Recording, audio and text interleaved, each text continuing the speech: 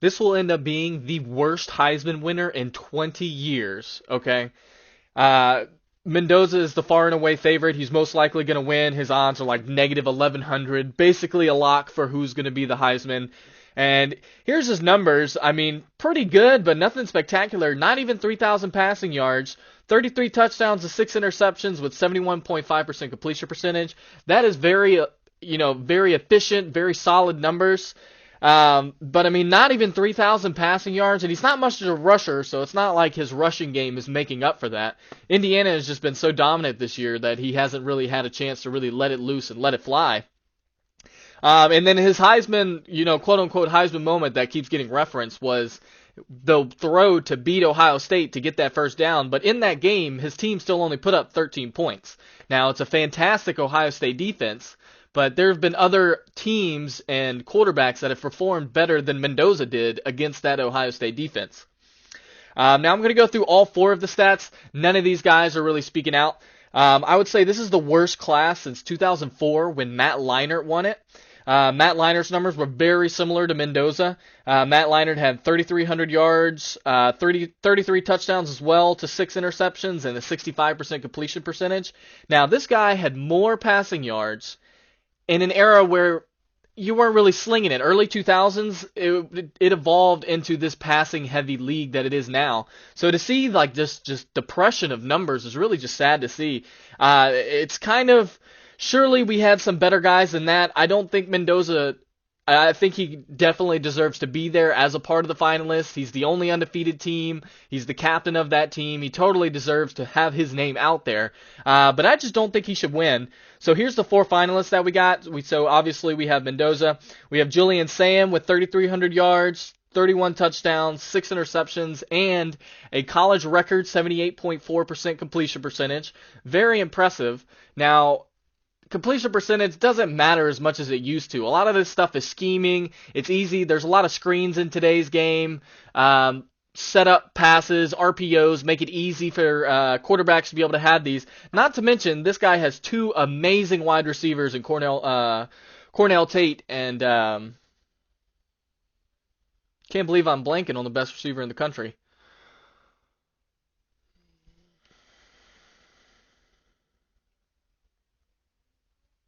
Jeremiah Smith. Oh my goodness. Jeremiah Smith, fantastic receiver, best receiver in the country. This guy has 2 great receivers. So I would 100% expect some numbers like these, but I mean, only 3,300 passing yards. That's just abysmal. If we're talking about Heisman here, that's just not it to me. Then we have Pavia with 3,192 passing yards, 27-8 touchdown to interception ratio, slightly less efficient. But he also adds 826 rushing yards with 9 rushing TDs on top of that. So, I mean, he's rounding it out at over 4,000 yards. The only guy on this list with 4,000 plus yards as a total. And then we have Jeremiah Love from Notre Dame, famously snubbed. He had 1,652 total yards. He had 1,300 rushing yards, 21 touchdowns with 0 fumbles. Guy is ultimate ball security. And he had 6.9 yards per carry. That's almost Genty level last year. Genty had 7.3 last year. All this talk about he should have won the Heisman over Travis Hunter. He had almost broke the record, and Love was very comparable in that score. But that's the 4 guys. Obviously, Mendoza is expected to be the winner, and this is just a weak class. Honestly, you could probably say it's even weaker than the 2004 class, considering Mendoza's probably going to win with slightly worse numbers than Leinart in a more pass-heavy league. So I just don't think that this is a really good Heisman race. Surely there were other guys that were out there. It was a weird college year. No one was super dominant. I mean, you could have thrown like some defensive player on there. Caleb Downs on Ohio State did great. But my pick on who I think should win, I actually do not think it should be Mendoza as the winner. I think that Jeremiah Love should be the winner of the Heisman. Now, this is funny because if you already saw my video on Notre Dame, I do think Notre Dame was rightfully snubbed from the playoffs. I think that Notre Dame is being complete pusses about the whole situation with getting snubbed. Dropping out of a bowl game, whining on Twitter and getting a contract to make the playoffs if you're in the top 12. I mean, what is this? What is this? Of course, all the other athletic directors are going to start beefing about it. Some of them are even threatening to freeze Notre Dame out of their schedule, not even allow Notre Dame to play their school. And I think rightfully so. I mean, this just isn't the way to get your way. But anyway, Jeremiah Love, I'm big on Heisman moments. None of these guys really had truly outstanding performances. Pavia went off against Kentucky. He had some great wins this year. Mendoza was kind of just steadying the ship, being a captain, mostly a game manager. I hate to say it, a game manager winning Heisman is not something you really see. It's the same with Julian Sand.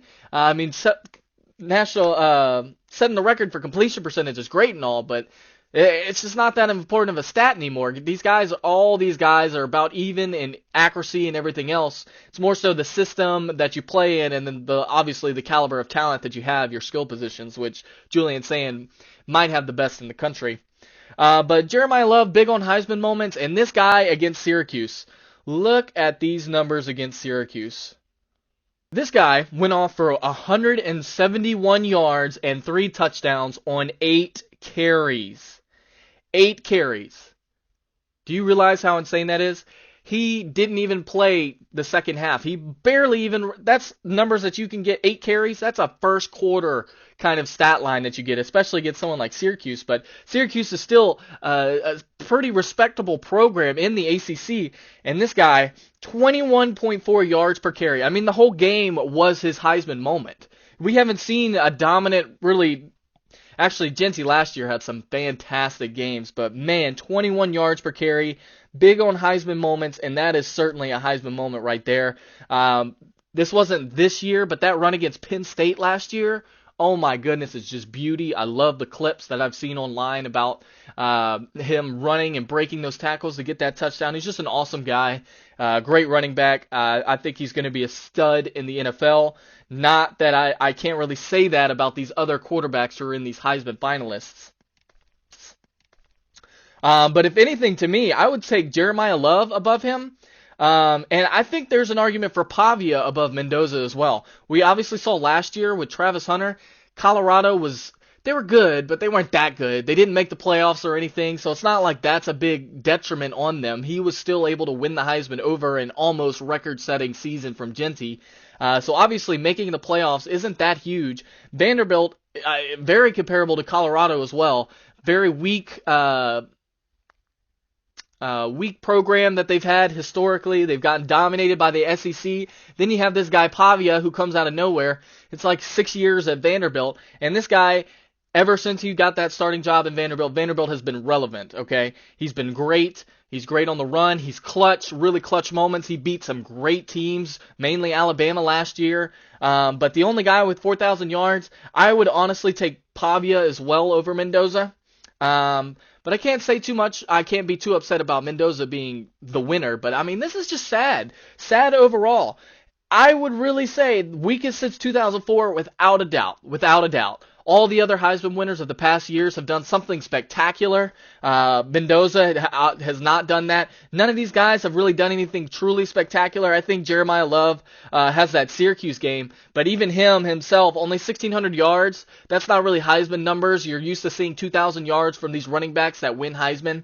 So just very disappointing, very disappointing. I'm really hoping that this isn't a trend. You know, maybe this is a side effect of NIL. Talent's a lot less concentrated on certain schools, and now there's more players are wanting to go and get that check. They want to play now. They want to start now. They want the playing time. They want to get paid. So they're not going to sit there and wait and develop and everything else. So I'm hoping this isn't a side effect of NIL. These players just aren't quite up to the same caliber that they typically would from developing with the program for years. Now they're just about chasing that bag and chasing playing time, which I totally understand. Make your money. You have this opportunity to make millions of dollars. Make your money. I get it. I'm just saying from a football perspective, I think that these guys are actually hurting themselves developmentally. And then, Tom Brady himself has said, quarterbacks just aren't being developed really well in college these days. And so that's why you're seeing such a rough transition from rookies to the NFL. Not to mention the NFL just really short leashes on a lot of these guys. But yeah, so my Heisman winner would be Jeremiah Love. None of these guys are overly impressive, so I'm not really in love with that pick either. And then I would also take Pavia over Mendoza as well. Mendoza had a great team. Indiana is a great Cinderella story, but just not he's a game manager, man. You can't have this is like an Alabama quarterback back in the Alabama dynasty days, like 2012, some Greg McElroy, AJ McCarron. This is like one of these guys winning the Heisman. I just don't like it. I don't like it. He's a great guy. He deserves to be one of the top picks in the NFL draft. I do think he's probably the best quarterback coming into the NFL draft, but still, the Heisman doesn't mean you have to be the number one overall pick. I really think it's whoever had the most phenomenal season. And as far as that goes, I would have to say it's Jeremiah Love as my pick. But that's it. We'll see what happens tonight at 7 o'clock. It's more than likely going to be Mendoza, but that's it for this video. Not hating on Mendoza. Love Indiana. Love the story. You know, who knows? My Saints might even be the one to draft Mendoza. Tyler Shuck been kind of balling. But if you made it this far, I appreciate you. Leave a like if you like the video. Leave a comment if you disagree with me, if you think I'm hating on Mendoza, if you think Julian Sands should get it with setting the record for completion percentage. Let me know in the comments, and then also subscribe if you like the video. I have more college football, more NFL, and other random stuff that I have on my channel, so definitely check it out. And I appreciate you guys. I'll have another